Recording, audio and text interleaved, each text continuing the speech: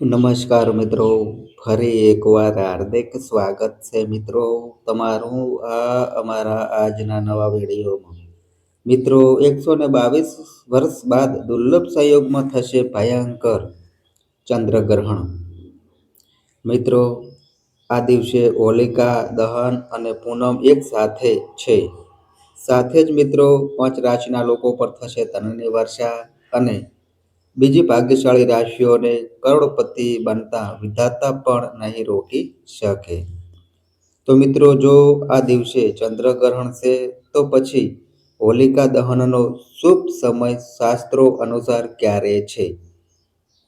મિત્રો આગામી 3 માર્ચ 2026ના રોજ સર્જાનારી ખગોળીય ઘટના કોઈ સામાન્ય સંયોગ નથી, કારણ કે મિત્રો આ ચંદ્રગ્રહણ પછી 5 એવી ભાગ્યશાળી રાશિના લોકો છે જેમનું નસીબ 3 માર્ચ મંગળવારની રાતથી જ સંપૂર્ણ પલટવા જઈ રહ્યું છે. માતાઓ અને બહેનોને ખાસ જણાવી દઈએ કે વર્ષ 2026નું આ પ્રથમ અને સૌથી પ્રભાવશાળી ચંદ્રગ્રહણ ફાગણ મહિનાની પૂનમના દિવસે એટલે કે હોળીના પવિત્ર પર્વ પર જ લાગવા જઈ રહ્યું છે. શ્રદ્ધાળુઓ, અમે તમને એ પણ સ્પષ્ટ કરી દઈએ કે આ કોઈ સામાન્ય ઘટના નથી, પરંતુ મિત્રો આ દિવસે આકાશમાં બ્લડ મૂન એટલે કે રક્ત સમાન લાલ ચંદ્રનો અદ્ભુત અને અલૌકિક નજારો જોવા મળશે. મિત્રો આ જ કારણ છે કે આ ચંદ્રગ્રહણની રાહ માત્ર ભારત જ નહીં પરંતુ સમગ્ર વિશ્વના જ્યોતિષીઓ, ધાર્મિક વિદ્વાનો અને વૈજ્ઞાનિકો પણ જોઈ રહ્યા છે. પંચાંગની ગણતરી મુજબ આ વખતે હોળીની પવિત્ર રાત્રે આ ગ્રહણ ઘટિત થશે અને તે વર્ષ 2026નું સૌથી મોટું અને સૌથી લાંબુ ચંદ્રગ્રહણ સાબિત થશે. મિત્રો ધાર્મિક માન્યતા અનુસાર ચંદ્રગ્રહણ શરૂ થવાના બરાબર 9 કલાક પહેલાં જ સૂતક કાળનો પ્રારંભ થઈ જતો હોય છે. મિત્રો સૂતક કાળ દરમિયાન કોઈ પણ પ્રકારના શુભ કે માંગલિક કાર્યો કરવા વર્જિત માનવામાં આવે છે અને આ સમયે ભોજન ગ્રહણ કરવું પણ ટાળવું જોઈએ. એવી પ્રબળ માન્યતા છે કે આ અશુભ સમયગાળામાં કરેલા કાર્યનું યોગ્ય ફળ મળતું નથી. તેથી ચાલો મિત્રો હવે જાણીએ કે આ વર્ષના સૌથી વિશેષ અને ખાસ ચંદ્રગ્રહણની તિથિ અને તેના ચોક્કસ સમય વિશે. મિત્રો અમે તમને આ વિડીયોમાં વિગતવાર સમજાવીશું કે આ ગ્રહણ કેટલા કલાક સુધી ચાલશે, તે કયા કયા દેશોમાં અને ભારતના કયા ભાગોમાં દેખાશે અને ખાસ કરીને એ કઈ 5 રાશિના લોકો છે જેમની કિસ્મત આ ગ્રહણ પછી સૂર્યની જેમ ચમકવા લાગશે. મિત્રો અમે તમને એ પણ જણાવીશું કે દેવાધિદેવ મહાદેવની અપાર કૃપા કઈ રાશિના લોકો પર સૌથી વધુ વરસવાની છે. એવું કહેવાય છે કે જે વ્યક્તિ પર ભોળેનાથની એક નજર પડી જાય છે તેનું આખું ભાગ્ય બદલાઈ જાય છે, તેના ગ્રહોના નક્ષત્રો ઊંચા આવી જાય છે અને જીવનમાં અચાનક સુખ, શાંતિ અને સમૃદ્ધિનું આગમન થાય છે. એટલા માટે મિત્રો તમને નમ્ર વિનંતી છે કે આ વિડીયોને અંત સુધી ખૂબ જ ધ્યાનપૂર્વક સાંભળજો, કારણ કે મિત્રો આ કોઈ સામાન્ય નહીં પણ અત્યંત પ્રભાવશાળી ચંદ્રગ્રહણ છે. કુલ 12 રાશિઓમાંથી કેટલીક એવી નસીબદાર અને ભાગ્યશાળી રાશિઓ પસંદ થઈ છે જેમનું ભાગ્ય આ હોળી પછી બદલવા જઈ રહ્યું છે. તેથી મિત્રો તમે કોમેન્ટ બોક્સમાં જય ભોળેનાથ અવશ્ય લખજો અને જો મિત્રો તમે ભગવાન શિવના સાચા ભક્ત હો તો આ અમારા આજના વિડીયોને એક પ્યારી લાઈક જરૂર આપજો. હવે મિત્રો અમે તમને તમામ માહિતી ક્રમબદ્ધ આપીશું કે ગ્રહણનો સાચો સમય કયો હશે. મિત્રો સૂતક કાળ ક્યારે લાગશે અને તેની ધાર્મિક તથા જ્યોતિષીય અસરો કેવા રૂપે જોવા મળશે. મિત્રો ભારતીય અનુસાર આ ચંદ્રગ્રહણ 3 માર્ચ 2026ના રોજ લાગવા જઈ રહ્યું છે. આ એક પૂર્ણ ચંદ્રગ્રહણ હશે જેને વૈજ્ઞાનિકની ભાષામાં બ્લડ મૂન કહેવામાં આવે છે. તેની અસર સમગ્ર વિશ્વ પર જોવા મળશે. અને મિત્રો ખાસ કરીને ભારત સહિત એશિયા, યુરોપ અને આફ્રિકાના દેશોમાં તે ખૂબ જ સ્પષ્ટ રીતે દેખાશે. ખગોળશાસ્ત્રો જણાવે છે કે જ્યારે સૂર્ય, પૃથ્વી અને ચંદ્ર એક સીધી રેખામાં આવે છે અને પૃથ્વી પોતાની છાયાથી ચંદ્રને સંપૂર્ણ ઢાંકી દે છે, ત્યારે મિત્રો સૂર્યનો પ્રકાશ સીધો ચંદ્ર સુધી પહોંચી શકતો નથી. આ જ અદ્ભુત ઘટનાને આપણે ચંદ્રગ્રહણ કહીએ છીએ. હવે મિત્રો જાણીએ આ લાંબા ગ્રહણનો સમય. તો મિત્રો આ 3 માર્ચ 2026 મંગળવારના દિવસે ભારતમાં ચંદ્રગ્રહણ લાગવાનો છે. મિત્રો ભારતીય સમય અનુસાર આ ચંદ્રગ્રહણ બપોરે 2:14 શરૂ થશે અને સાંજે 7:53 પૂર્ણ થશે. મિત્રો જ્યારે ગ્રહણનો મુખ્ય એટલે કે સમય બપોરે 3:20થી શરૂ થઈ સાંજે 6:47 પૂર્ણ થશે. મિત્રો શાસ્ત્ર મુજબ ચંદ્રગ્રહણનો સૂતકકાળ ગ્રહણના 9 કલાક પહેલા શરૂ થાય છે. એટલેથી આ દિવસે સૂતકકાળ સવારના 6:20થી લાગુ પડશે અને ગ્રહણ પૂર્ણ થાય ત્યાં સુધી એટલે કે સાંજે 7:53 સુધી રહેશે. મિત્રો આ જ દિવસે હોળીનો પવિત્ર તહેવાર હોવાથી શાસ્ત્ર અનુસાર ચંદ્રગ્રહણ અને સૂતકકાળ પૂર્ણ થાય પછી જ હોળી પૂજા અને હોળી દહન કરવું શુભ માનવામાં આવે છે. તેથી સાંજે 7:53 પછી સ્નાન કરીને પૂજા સ્થળ પૂજા કરીને હોળીની સ્થાપના કરી અગ્નિ પ્રજ્વલિત કરી હોળી પૂજન તથા દહન કરવું શ્રેષ્ઠ રહેશે. મિત્રો આ મહત્વપૂર્ણ માહિતી સૌ કોઈ સુધી જરૂર પહોંચાડજો. મિત્રો આ ચંદ્રગ્રહણ કુલ લગભગ 5 કલાક 39 સુધી ચાલશે અને તેની અસર પણ ખૂબ જ ઊંડી રહેશે.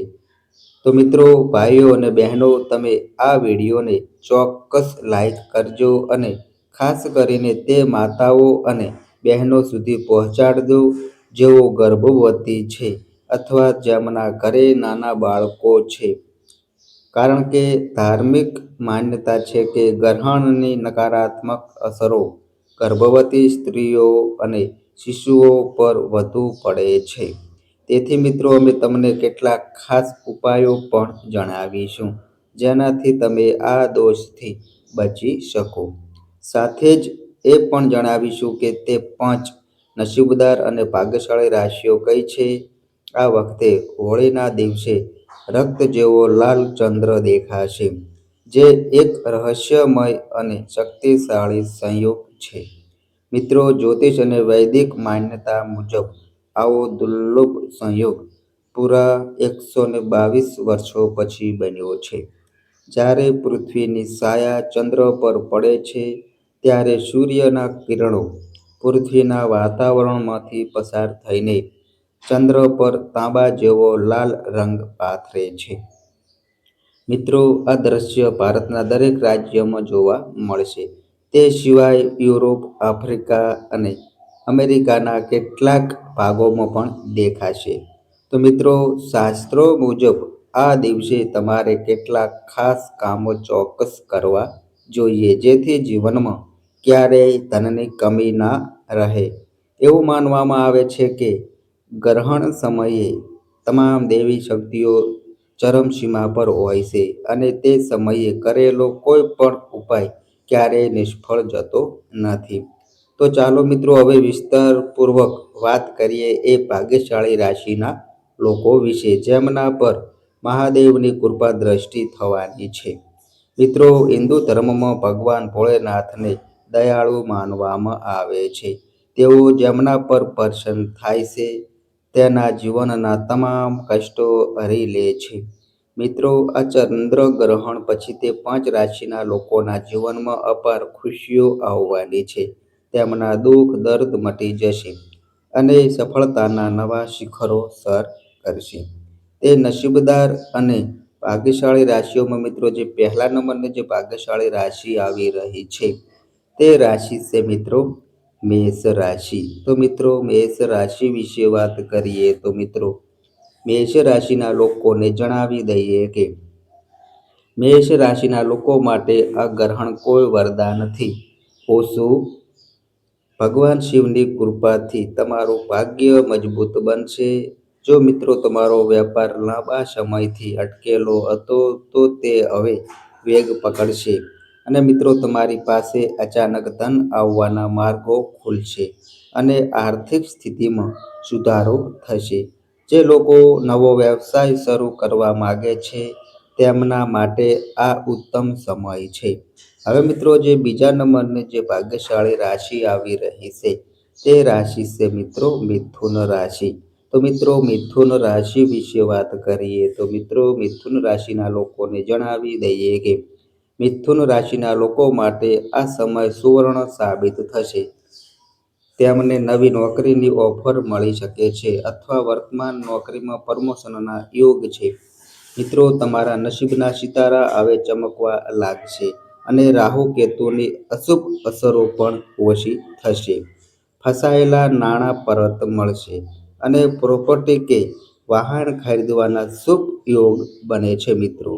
હવે મિત્રો જે આગળની જે ત્રીજા નંબરની જે ભાગ્યશાળી રાશિ આવી રહી છે તે રાશિ છે મિત્રો કન્યા રાશિ. તો મિત્રો કન્યા રાશિ વિશે વાત કરીએ તો મિત્રો કન્યા રાશિના લોકોને જણાવી દઈએ કે કન્યા રાશિના લોકોને આ ગ્રહણ પછી ભગવાન ભોળેનાથના વિશેષ આશીર્વાદ મળશે. મિત્રો તમારા દુશ્મનો તમારી સામે હાર માનશે અને કાર્યક્ષેત્રમાં આવતી તમામ બાધાઓ દૂર થશે અને મિત્રો તમને વિદેશ પ્રવાસની તક મળી શકે છે અને જેઓ સંતાન સુખ માટે ઉત્સુક છે તેમને પણ મિત્રો સારા સમાચાર મળશે. હવે મિત્રો જે આગળની જે ચોથા નંબરની જે ભાગ્યશાળી રાશિ આવી રહી છે તે રાશિ છે મિત્રો ધન રાશિ.